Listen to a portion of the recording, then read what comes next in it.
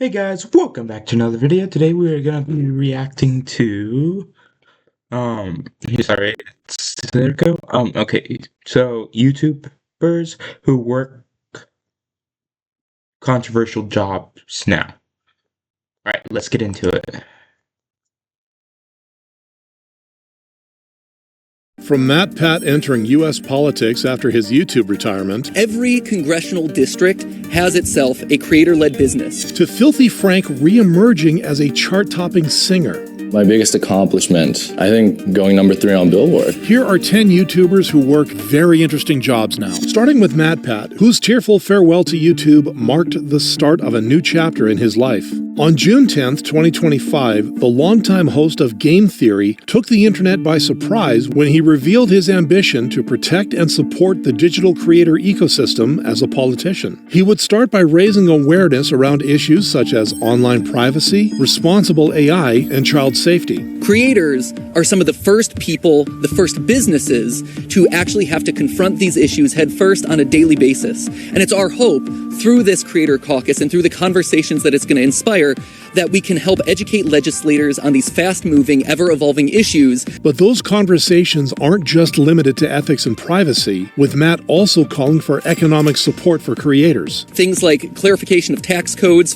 for a new category of entrepreneur and access to small business support and resources. And even though Matt hasn't officially run for office, the internet is already picturing a future campaign against a fellow creator. With a mission based on creator advocacy, Matt has made a thoughtful and constructive shift towards politics. Unlike Phidias, who took a chaotic path to the European Parliament. Starting his career in 2019 with challenge videos and public stunts, Phidias slowly made a name for himself on YouTube. But after collaborating with popular vlogger Eric 2 years later, including a challenge that saw him jump out of a plane in his boxers, Phidias started receiving even more attention. This guy puts so much work into his videos.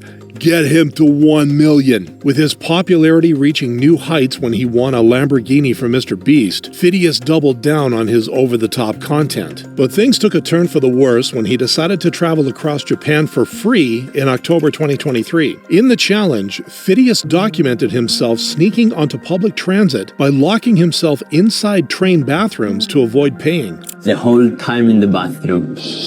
And while he thought it was a clever trick, a bus driver eventually called the police on him, leading to an interrogation. Safe to say, this daring stunt backfired, damaging his reputation as a content creator, forcing Phidias to return to Cyprus and continue vlogging for a year before a politician convinced him to run for parliament. And while he initially treated it like another fun challenge, he announced his candidacy wearing 3 ties and his underwear. So we thought he was joking. It wasn't long before his campaign started gaining momentum. From participating in activities like running 80 kilometers across the island to debating seasoned politicians with zero formal training, Phidias managed to earn the public's trust. And this helped him secure 19.4% of the total votes and become an independent member of the European Parliament. With Phidias now navigating the halls of the EU, he has improved his credibility despite a controversial past. Unlike Danny, who wasn't involved in any drama when he quietly decided to follow his passion over a YouTube career. From October 2018 to January 2022, Danny was a beloved indie game developer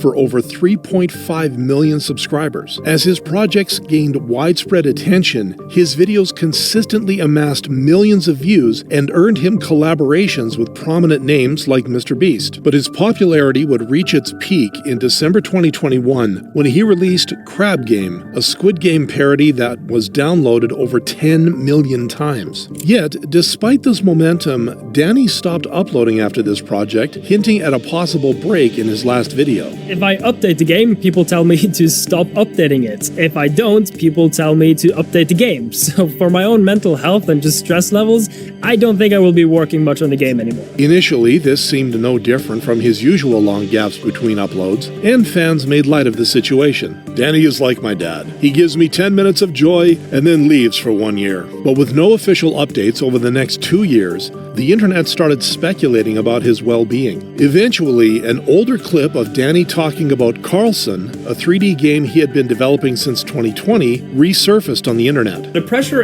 it's kind of insane. And people will ask about Carlson no matter where I go or what I do. Even like Steam, Intel, Nvidia, Epic Games, like all these massive companies. They're all like sending me emails asking where Carlson is. And Danny would even highlight the kind of abuse he had to deal with because of the excitement around Carlson. Like I don't even comment on YouTube videos anymore because people will just tell me to f off and work on Carlson, which is like, okay. It's at the point where I'm actually getting like death threats in my inbox because I'm not posting Carlson devlogs, and it's kind of weird. While the confession helped fans understand his situation, a 2024 Reddit post from Dan's close friend further assured everyone that he was doing okay. Danny is doing well and working on YouTube-related projects, but he's taken breaks due to burnout and project scope. Some features are being saved for future updates to release the project sooner. With the weight of public expectation forcing him to pause his YouTube career, Danny continues to work on game development behind the scenes. Much like Corpse Husband, who quit YouTube to focus on music after intense expectations around his appearance. Before gaining instant popularity for his deep voice, I wonder if I can relate to that, Corpse had already spent years narrating horror stories on his YouTube channel. These early uploads laid the foundation for Corpse to reveal his soon-to-be-loved feature during the Among Us boom in 2020. Despite never revealing his face, Corpse amassed over 7 million subscribers, with fans and fellow creators alike obsessed with his voice. Corpse, can I just borrow the voice? Like 5 minutes.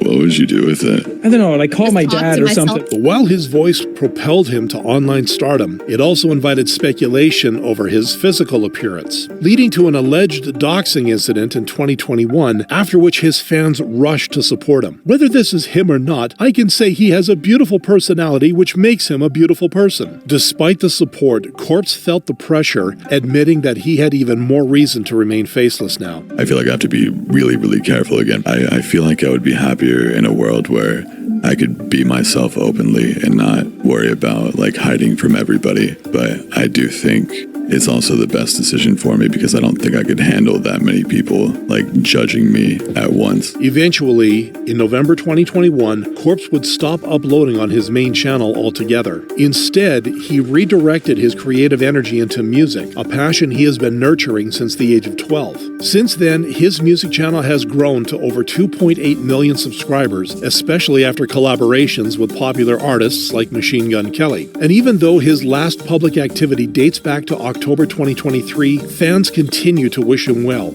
I'm really sorry that people are so cruel. You didn't deserve that. No one does. Hope all is well. But while Corpse retreated from YouTube to keep protecting his identity, Belle Delphine exposed even more of herself after quitting the platform. Belle began uploading to YouTube in 2016 with makeup tutorials and room tours, but it wasn't until she leaned into cosplay that her online presence took off, a move that would turn out to be intentional on her part. There's so many cute girls on the internet. I need to do something that will make people even say negative things about me or just have a conversation. Having a conversation is how you propel things on the internet. Her plan initially worked, with cosplays and other forms of physical comedy giving her even more attention. Rather than stepping back, however, Belle responded by launching one of her most infamous projects, Gamer Girl Bathwater. Gamer subs, if you're listening, don't do this. Whatever you do, don't do this. The $30 jars sold out within days, but with headlines alleging that they spread herpes, it wasn't long before Belle found herself at the center of controversy again, prompting her to take a temporary break. Ventures. Well, I'll just say it. I think we're all like the main people on OnlyFans are roughly earning the same, I think, from what I know, and at the moment it's like $1 million a month. And while she rarely engages with YouTube now, her fans continue to express themselves on the platform. I kind of feel bad for her. She got lost. I hope one day she starts taking care of herself. As a result, some on the internet remain hopeful about her future. Unlike Maya Higa, who already has the internet's respect after shifting her focus from vlogging to work at a nonprofit. Maya began sharing content in early 2019, often interacting with animals and participating in activities like falconry. But what started as a niche interest evolved rapidly after she featured an unexpected companion on her stream. His name is Bean. I didn't name him. He is a juvenile red-tailed hawk. This moment went viral, and Maya's Twitch viewership skyrocketed, casting her into a wider spotlight. To the delight of these new viewers, she would use this fame for a good cause, launching a 21-hour live stream in February 2021 to raise money for her nonprofit animal sanctuary. With the stream exceeding expectations by generating over $500,000 in funds, Maya was able to purchase a 15-acre site in Austin, Texas, to begin working on her passion project. From that point, she shifted her focus to the sanctuary, often live streaming her interactions with the animals and inviting fellow streamers to visit. And while she still posts content on YouTube, it mostly revolves around her work with the sanctuary. I wasn't going to make this a YouTube video, but then I thought you might like to see it. Today, I will be washing my horse's butt. This is exactly what 1 million people subscribe to see. With Maya having the support of her fans, she's able to dedicate more time to animal conservation. Much like her ex-boyfriend, Mizkif, who now focuses on running his own gym. Mizkif first rose to prominence on Twitch and YouTube, ultimately joining the content collective One True King. With his streams earning him over 1 million subscribers and appearances in viral charity events, Mizkif quickly established himself as a popular streamer. But by early 2024, streaming was no longer his sole focus, as he partnered with fellow streamer Nut to unveil the Iron Forge Gym in Austin, Texas. Rather than using the gym as a backdrop for content, Mizkif and Nut positioned it as a serious fitness center for both pro athletes and casual influencers. Along with his own influence, Mizkif would use this approach to hit his membership target during the very first day. I'm very happy with the 100 members. On the first day at 4 o'clock, 100 members is pretty nuts.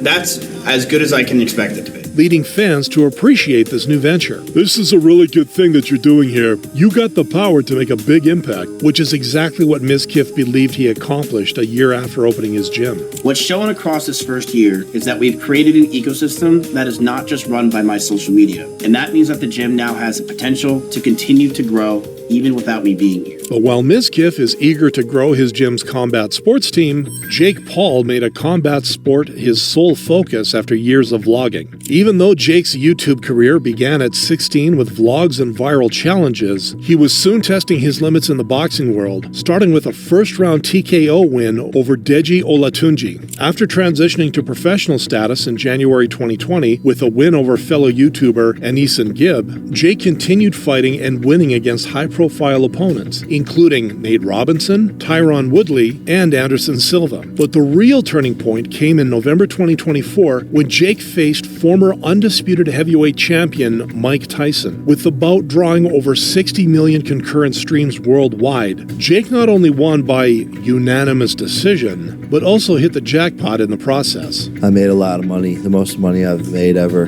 but what are you going to buy with the money? Probably a ranch, like a big piece of property. However, his boxing journey has also had its setbacks, since Jake faced his first pro defeat just a year earlier after coming up short against Tommy Fury. Now that boxing is his primary focus, he continues to seek out more opponents and develop his talent management venture, Most Valuable Promotions. But while Jake seems to have anchored his future in the boxing ring, Asmongold, real name Zach Hoyt, attempted to anchor his reach in entrepreneurship. The World of Warcraft streamer first started making content in 2009, rising to fame over the years due to his unfiltered reactions. By October 2020, Zach decided to diversify his brand by co-funding One True King, a creator-owned network based in Austin, Texas. And since the group gained momentum after winning Best Content Organization at the 2021 Streamer Awards, Zach got the encouragement he needed to add a new venture just a year later, with this business being Starforge Systems, a pre-built gaming PC company designed to deliver high-performance machines around the creator culture. Initially, Starforge seemed a natural fit, as it combined Zach's gaming influence with products designed for streamers and enthusiasts. However, concerns over price and positioning started to emerge, especially after popular tech reviewer Linus shared his thoughts a few months after launch. Judging the value proposition, though,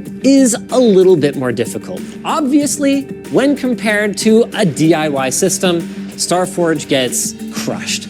We were able to build something with identical specs that cost, I kid you not, $900. $100 less. But the real issues came as a result of Zach and his team, starting with SA allegations against his group at OTK and reaching a breaking point with his own controversial comments about Palestinians in October 2024. With those remarks leading to major backlash and a Twitch ban, Zach issued a candid apology on X. "You guys deserve more than me saying stupid-ish like that. I'll do better," before finally stepping down from his leadership roles at both OTK and Starforge. Ever since leaving his ventures, Zach has returned to making gameplay and commentary videos. But while Asmongold's jobs ended in a controversial manner, Joji continues to work on his post-YouTube career of making music. Initially known for his Filthy Frank character, George Miller, aka Joji, built a cult-like fan base through shock humor and meme content. With alter egos ranging from Pink Guy to Salamander Man, Joji seemed intent on building a unique brand. However, it wasn't until he started uploading meme rap videos that people took notice of his true talent. Yeah,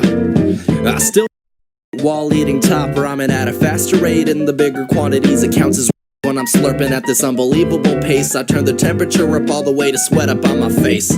Plot twist, the stove wasn't on, the sheer fire of the song cooked it. And with this support, Joji would slowly begin the shift towards his music career, eventually releasing an album entitled Pink Season in 2017 before ending his Filthy Frank persona in December of that same year with a retirement tweet. "I believe an official statement as to why I'm now done with comedy is owed to my former fan base. Unfortunately, I no longer enjoy producing that content. In any event, I will strive to continue creating and developing projects I'm passionate about." From there, Joji's music career flourished, with his first step being to sign with 88 Rising, a record label supporting Asian artists. Soon after, he released his debut album, Ballads 1, which featured the hit single Slow Dancing in the Dark and led him to the top of the Billboard charts. Since then, Joji has continued to build his music career with platinum singles and global tours, leading the internet to marvel at his growth. From eating hair cakes to becoming a musical genius, Joji is truly the main character of this thing we call life. And despite his success on YouTube,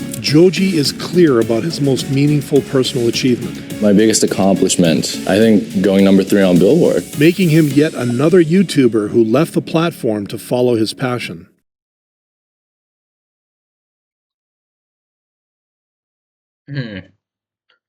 Oh, that's amazing. I don't know. But yeah, that's amazing.